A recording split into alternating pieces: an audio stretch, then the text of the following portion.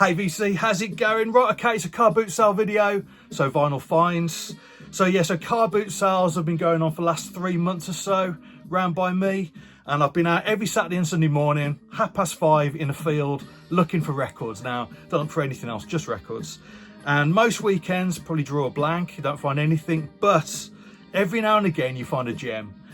Or something a little bit interesting, and that's why I just keep going back, just a possibility that I might find something interesting. Now, my wife thinks I'm absolutely ridiculous, but should just stay in bed and have a lie and whatever, enjoy your weekend. But no, I'm out looking for records first thing in the morning on a Saturday and Sunday, and so I've got a bunch of records to show. So yeah, see what you think. Straight up, this is Abbey Road by the Beatles. I had to think about that then. I already had this record, but this is a really nice copy. Second UK pressing. Sounds fantastic. Obviously, it's one of the best produced albums ever made. And I just need to check whether that's a nicer copy than the one I've already got. But yeah, lovely stuff. Another Beatles record. Now, this was just a cheapie. It cost me £5. Obviously, Sgt. Pepper's. Now, I've had this album on CD for years. I first bought it in '92, the 25th anniversary edition. I remember there being a whole series of programmes on ITV in the UK. There's a lovely documentary with George Martin and Paul McCartney sitting down at the mixing desk, sort of picking apart the tracks on the album. And it's a great documentary, and I went out and bought the CD. Since then, I bought the mono CD box set, the album box set, which is great, but I've never had a copy on vinyl before. This is early 70s French pressing, I think from 73. Again, it sounds fantastic. But what was interesting, I'd never heard it on vinyl before. It had never dawned on me that Within You, Without You opened up side 2. Now, I don't know how many times I've heard this album, but on CD, I've just played it all the way through. I never realised it opened up side 2, and I suppose I didn't quite appreciate the impact that song must have had opening up the second side of the album, just because it's just so different to anything else. When obviously George had done, bits of Indian music on Beatles records prior to that, but this is a fully Indian arrangement, Indian ragas.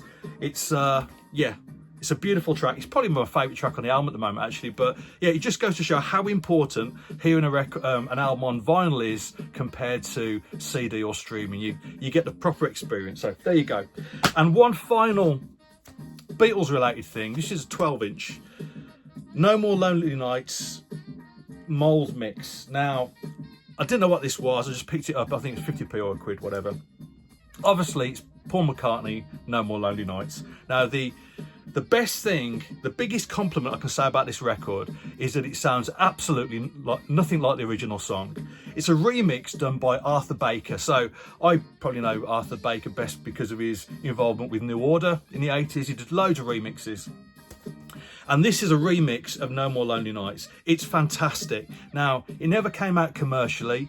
I think there's only 250 promo copies pressed. It goes for a little bit of money. But yeah, a really interesting thing, so I'll play a little bit of that.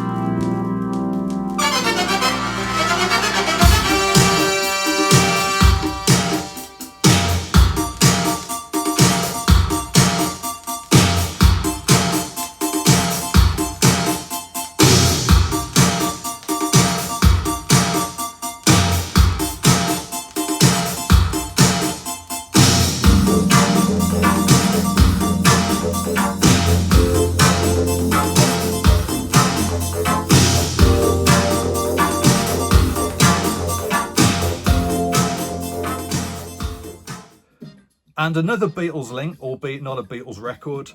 This is Nina Simone in concert, Emergency Ward, a live record from 1972 on RCA. I didn't know this record. I have quite a few of her studio albums, but I've never seen this live recording before. It only cost a couple of quid. Now, I say about the Beatles link, she covers 2 George Harrison songs, both taken from All Things Must Pass, which of course was a massive album the year before. So she does a version of My Sweet Lord, which many people did at that time. But she also covers Isn't It a Pity? Now, I think her version may well be better than George's version. It's absolutely sublime. Now, I say this is just a 4-track record. I'm assuming there may well be a version when you've got the full concert, the full performance. I'd love to hear it, because this album it's a little bit special. I'd love to hear the full performance and see what else she does in this concert. But yeah, really nice stuff, and to say for a couple of quid you can't argue with that. Another jazz vocalist, Ella Fitzgerald, with Ella Fitzgerald sings the Cole Porter Songbook. Now, I've shown some Ella records previously, but mainly the late 60s, more contemporary pop stuff that she recorded. Songs such as Sunshine of Your Love. She has a great version of the Cream tune. She also does a really nice version of Get Ready, the Temptations song. Now, those recordings divide opinion because her voice at that stage wasn't as good, it wasn't as strong, but also it's just whether that material really suits her voice. I don't know. I like them. But this is Ella Fitzgerald in her prime. It's a beautiful copy, perfect way to start the day. And on here she does songs such as Anything Goes, Miss Otis Regrets, I Get a Kick Out of You. Just gorgeous stuff. One of the greatest vocalists of all time. Wonderful. Okay, and one other jazz record, and this is a really big one for me because it's a record that I've genuinely been looking for years. And that is Under Milk Wood, the Stan Tracy Quartet. So this is mid-60s, I think 65, and it explains on about the blurb on the back. It's a piece of music inspired by Dylan Thomas's Under Milk Wood as it was performed on a radio play. It features the wonderful Bobby Wellins on tenor sax. Now, for anybody interested in British jazz music, Bobby Wellins made a couple of fantastic records in the late 70s. I think they were both late 70s, maybe one late 70s, one early 80s. But if you're interested in British jazz, it's worth looking out for both of those records, and they're fairly cheap as well. You'll get them both for sort of 15 quid, that sort of price range. So really good music, good British jazz music at a decent price. Now this record, as I say, eluded me for years.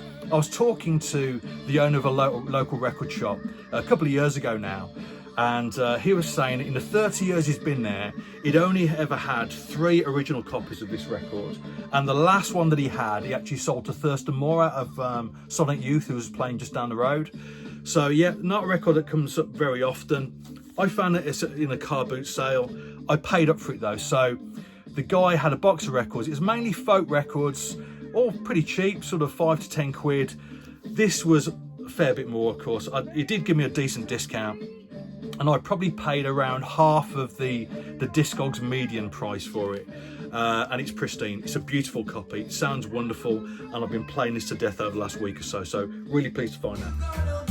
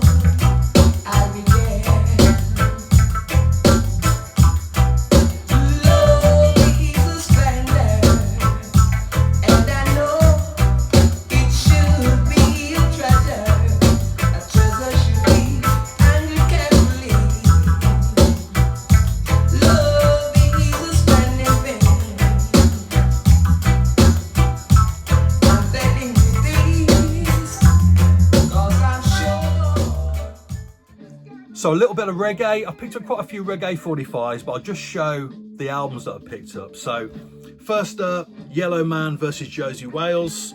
This is Two Giants Clash on Greensleeves, 1984. Yeah, anything on Greensleeves I'll look out for. So I think this was a £5, which is a fair price. Great record, great DJ reggae album.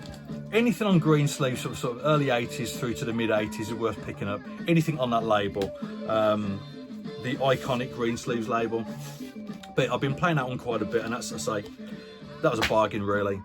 Another one, Linval Thompson. This is Look How Me Sexy. This was a little bit more. I think I paid 12, 15 quid for this. Again on Greensleeves. Again, it's got the Tony McDermott album cover. There's a Greensleeves label. Yeah, I like this sort of DJ, sort of dance hall sound from this sort of period, and I think Greensleeves is very much the label to look out for that type of stuff. So that's very cool. And finally, last weekend, I picked up this album, mid-70s on Trojan, the Heptones, Cool Rasta. You can see somebody's been writing some little messages on the bottom. I don't mind that. Not a record that I see very often around here. The vinyl is in great condition. It's on the later sort of grey and blue Trojan label. You can see that somebody's been practicing their signature on the recording label as well. I mean, look at that. Don't know what that's about. And the other side as well. But that sort of thing doesn't bother me. The music is fantastic. Those beautiful Jamaican vocal harmonies. And I say this was a cheapie really, so I'll perhaps play a little bit of that.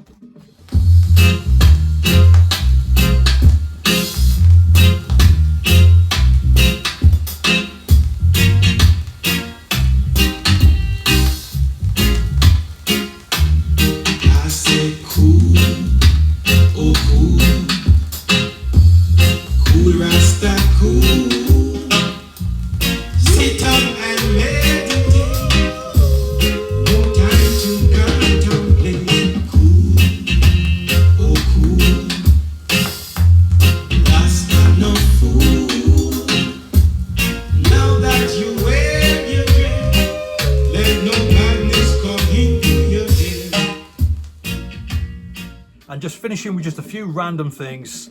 First up, Harold Budd with the White Arcades. Yeah, I think this is 88.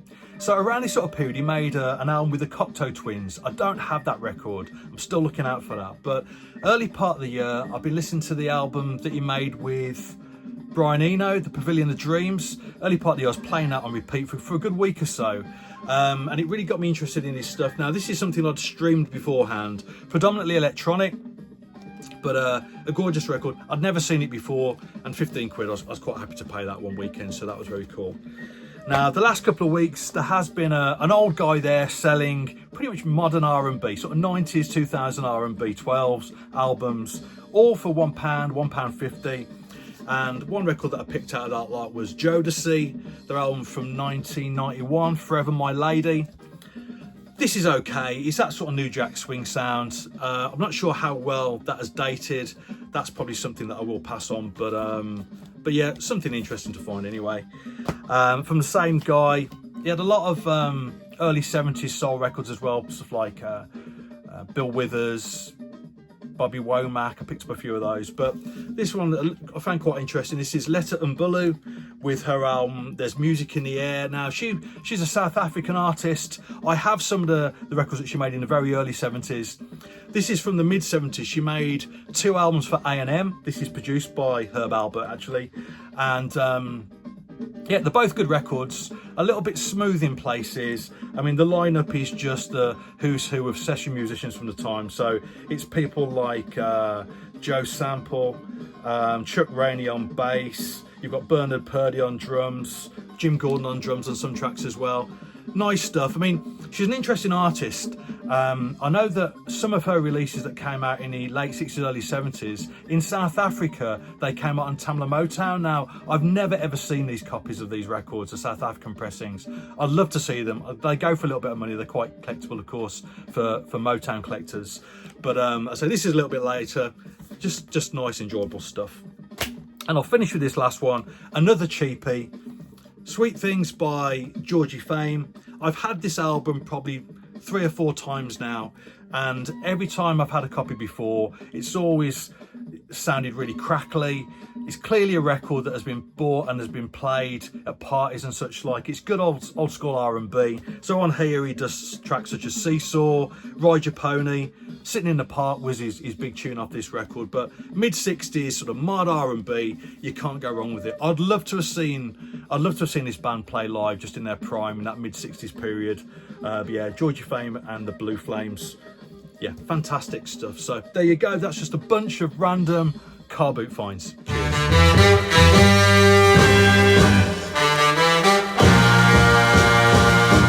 Cheers.